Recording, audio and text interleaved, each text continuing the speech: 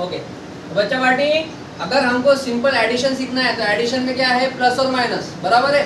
और प्लस और माइनस भी हमको अच्छे से सिखाया नहीं जाता, करके हम बड़े बड़े सम्स में लास्ट की स्टेप में गलत कर देते हैं। तो उन बच्चों के लिए जिनको मैथ्स एकदम टफ जाता है, उनके लिए सबसे आसान तरीके में हम सीखेंगे एडिशन, सब्ट्रैक्शन, मल्टीप्लिकेशन और डेसिमल के कुछ तरीके, जिसकी वजह से उनको मैथ्स आसान जाए। फॉर एग्जाम्पल हम करते हैं 10 + 7, क्या आंसर आता है 70। 10 - 7 कितना आता है 3। -10 + 7 कितना आता है -3। अब यहाँ पे -3 + 7 करने के बाद -3 क्यों आया, क्योंकि sign of greater number, sign of greater number. यहाँ पे -10 और -3 दोनों करने के बाद क्या आया -13। क्यों, क्योंकि निगेटिव साइड बढ़ती है। क्या बढ़ती है, निगेटिव स्केल रहती है ना। निगेटिव स्केल में हम ऐसा भी जाते हैं, जैसे 10 + 3 कितना आता है 13 आता है। उसी तरह निगेटिव भी हम चले जाते हैं, तो हमको 3 + -3 -10 करते हैं तो -13 आता है, बराबर है।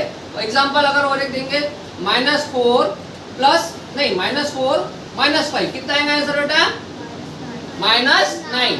आगे ख्याल में उसी तरह मल्टीप्लाई में अगर हमारे सामने 10 × 7 है तो कितना करते हैं हम 70, बराबर। सबको आसान से आता। 10 × -7 कितना आता है -70। -10 × 7 कितना आता है -70। अब बोल रहे सर ये ऐसा साइन चेंज होने की वजह से माइनस माइनस प्लस, कंफ्यूज होने का नहीं, एग्जाम्पल ख्याल में रखने का, एग्जाम्पल को एग्जीक्यूट करने का। अब माइनस इंटू माइनस ये होता है प्लस, क्या होता है -10 × -7 कितना होता है +70। आगे ख्याल में। हाँ, अब हमें सीखना है डेसिमल। क्या सीखना है डेसिमल। डेसिमल सीखने का सबसे आसान तरीका 7/10। 7/10 अगर एक 10 नीचे है तो क्या सरकाएंगे, एक पॉइंट डिजिट इधर सरकाएंगे, तो कितना आएगा आंसर 0.7। उसी तरह 7 के नीचे 2 0 है तो कितने पॉइंट सरकाएंगे 2 पॉइंट। 3 0 है तो कितने पॉइंट सरकाएंगे 3 पॉइंट। ये सबसे आसान तरीका है जो बचपन में सबको सिखाते हैं। काउंट कहाँ से करना है, यहाँ से काउंट करना। 1 0 है 1 पॉइंट लगा दो, 2 0 है 1 2 यहाँ से पॉइंट लगा दो, यहाँ पे 3 0 है यहाँ से काउंट करो 1 2 3 पॉइंट लगा दो। आपके सामने कितना भी टफ वाला डेसिमल वाला रहो सम्स आपको आसानी से करते आएगा, ठीक है। यहाँ पे मल्टीप्लाई 8 × 10 कितना होता है 80। और फॉर एग्जाम्पल कंफ्यूजन हो जाते बच्चे, 0.8 × 100 आता है तो क्या आता है, एक पॉइंट सरक जाएगा, क्योंकि यहाँ पे क्या है 0.8 है, क्या है 0.8, तो आंसर क्या आएगा 80। उसी तरह 0.08 है मल्टीप्लाई बाय 1000 है तो कितने पॉइंट सरकेंगे 3 पॉइंट सरकेगा। कितने पॉइंट सरकेगा 3। तो यहाँ पे बराबर क्या आएगा 800, क्या आएगा 800। उसी तरह यहाँ पे कुछ सम्स हमने सॉल्व किए जिसके आंसर एकदम सिंपल है, जैसे कि फॉर एग्जाम्पल 21 - 24 क्या आएगा आंसर 3। अभी समझ में आ रहा है, अभी रफा रफ सॉल्व करेंगे। 21 - 24 कितना आंसर आता है 3, क्योंकि sign of greater number, sign of -28 -4 negative side में जाएगा तो -32। -16 + 8 वापस क्या आएगा साइन ऑफ ग्रेटर नंबर, क्या आएगा 8। 8 - 9 साइन ऑफ ग्रेटर नंबर, क्या आएगा आंसर -1। 17 - -3 तो यहाँ पे ब्रैकेट में क्या होता है 17 एज इट इज लिखना है, माइनस इंटू माइनस प्लस होता है तो 3 एज इट इज, यहाँ पे 20 आएगा आंसर। 17 + 3 20। उसी तरह 216 है, माइनस और प्लस 2 है तो क्या आएगा 216 minus plus minus, as it is answer क्या आएगा 214।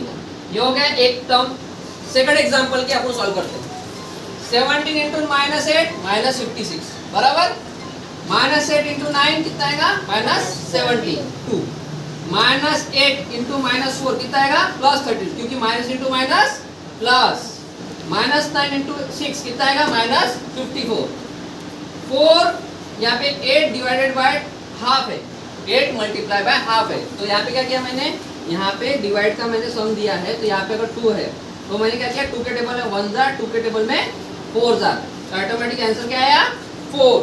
वापस से यहाँ पे -12 इंटू -3 है तो -12 एज इट इज लिखा। यहाँ पे देखो कंफ्यूजन होना है, माइनस इंटू माइनस +3 और -12 इंटू +3 वापस आएगा -36। बहुत आसान है, तरीका सिर्फ चेंज करना है। वापस से एग्जांपल डेसिमल की इसमें देखो 2/200 है, 2/100 है कितने पॉइंट सरकेंगे? 2 पॉइंट। कितने सरकेंगे? 2 पॉइंट। 5/1000 है, कितने पॉइंट सरकेंगे? 3 पॉइंट। 7/1 2 3 4 5 6, तो 6 पॉइंट कैसे पकड़ना है? 7 को लिखना है।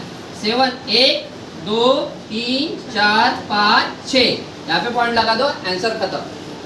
आपको डिफिकल्टी नहीं जाएगी। वापस से 11.7 है और डिसिमल पॉइंट क्या है? 0 0 0 3 है। यहाँ पे पूरा नंबर लिख लो 1 2 3, क्योंकि पॉइंट यहाँ से पकड़ना है। कहाँ से पकड़ना है? यहाँ से। तो ऑटोमेटिक 1 2 3 पॉइंट पकड़े, ऑटोमेटिक डिसिमल पॉइंट को इधर खींच लेना है। आगे ख्याल में कोई कोई टाइम पे कैसा होता है 1.2 अपॉन 4.8 है, तो इसको सॉल्व करने का सबसे आसान तरीका, ऊपर भी 1 पॉइंट है नीचे भी 1 पॉइंट है, दोनों को मल्टीप्लाई कर दो 10 से, तो ऑटोमेटिक इसका पॉइंट निकल जाएगा। पॉइंट निकल जाने का क्या आ जाएगा? अपने सादे नंबर हो जाएंगे। 12/48 दोनों कौन से टेबल में आता है? 12 1 12, 12 4 48, तो एज इट इसको डिवाइड करने का आंसर 0.25 है बराबर। उसके बाद यहाँ पे मल्टीप्लाई करते हैं 0.2 मल्टीप्लाई बाय 100, 0.2 मल्टीप्लाई बाय 100, कितने पॉइंट सरकेंगे? 2 पॉइंट। कितने पॉइंट? 2 पॉइंट सरका रहे तो कितना रहा है? 20। कितने पॉइंट सरका रहे? 2 पॉइंट। उसी पर 0.03 इंटू 10, कितने पॉइंट सरका रहा हूँ? 1 पॉइंट। कितना सरका रहा हूँ? तो 1 पॉइंट सरका तो कितना आएगा? 0.3, 0.005 मल्टीप्लाई बाय 100। अब इसका बहुत सारे जनों को कंफ्यूज हो गया, बॉबी को भी कंफ्यूज हो गया, क्या कितने पॉइंट सरकाना है? 2 पॉइंट सरकाना है, तो यहाँ पे आंसर कितना आएगा? 0.5। क्या आएगा? 0.5। वापस से 7.13 इंटू 1000, यहाँ से पॉइंट सरकाना है। कहाँ से सरकाना है? यहाँ से। तो 1 2 3 ऑटोमेटिक तुम्हारे पॉइंट सरकाएंगे, तुम्हारा आंसर आ जाएगा बराबर है।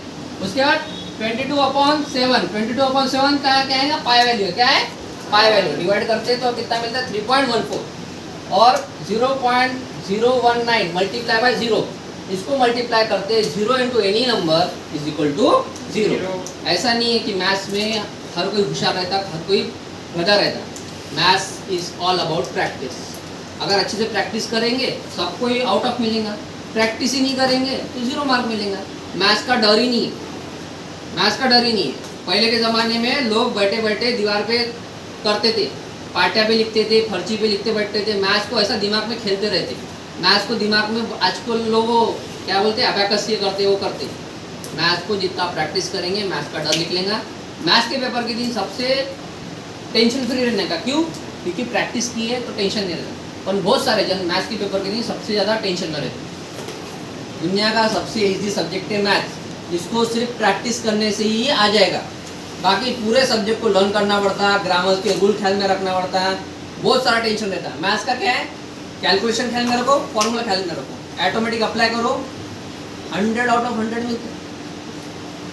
बेसिक क्लियर रहा तो, नहीं तो आप कौन से भी स्टैंडर्ड में रहो, बेसिक क्लियर नहीं रहेगा, आपकी मिस्टेक होंगी। मिस्टेक आज मेरी भी होती है, आप लोगों की भी होंगी, पर अगर मेरा कहना मानोगे कि आज के दिन अगर जो सिखाया है मैं रोज उसको थोड़ा थोड़ा रिवीजन करूंगा, तो मैथ्स मेरा सबसे फेवरेट सब्जेक्ट रहेगा। आगे ख्याल में सबको क्लियर है? मैथ्स के लिए टेबल्स, क्यूब, फॉर्मूले, बेसिक नीड्स क्लियर रहनी चाहिए। तो आज से फॉर्मूले इसके ऊपर काम करो, बेसिक नीड क्लियर करो, इसके बाद मैं नेक्स्ट इसमें और सिखाऊंगा। ठीक है?